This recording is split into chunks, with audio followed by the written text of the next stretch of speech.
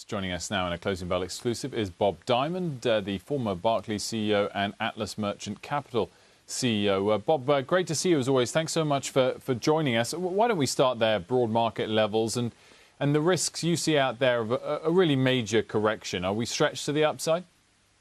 I think we're a bit stretched, Wilfred. I think, we already had before the Delta variant, impacted spending a bit. I think we're already a little bit past the kind of spending surge, the recovery surge, if you will.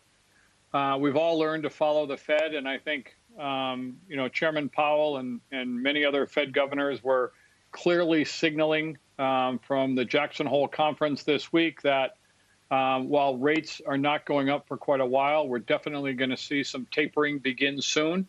My own view is that's going to be sooner rather than later. And of course, $5 trillion of fiscal stimulus during 18 months has really come to an end. And the $1 trillion of an infrastructure bill is actually not kicking in for a year, and only about half of that is new money. So none of these are negative.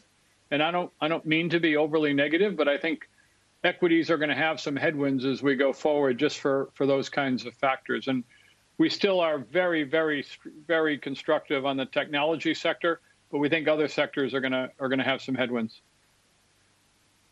I wanted to ask about banking more broadly, Bob, and clearly fintech has been on a tear as well, and maybe we'll come to that in a moment. But within traditional banking, the last 10 to 15 years has clearly been a period of time for growth of the US players, the big US players, relative to European players. What chances do you put on there being a European bounce back over the next decade?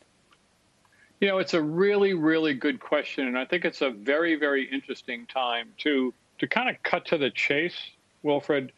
I actually, for the first time since the financial crisis, are constructive on UK and European banks relative to the US.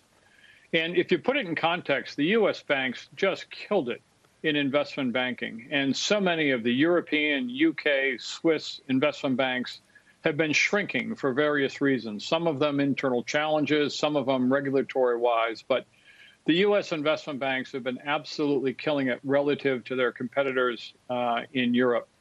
But I think one of the things that we have to look at is the fiscal stimulus during COVID in Europe has had a positive impact. The first time they've really had a fiscal plan in the single currency era.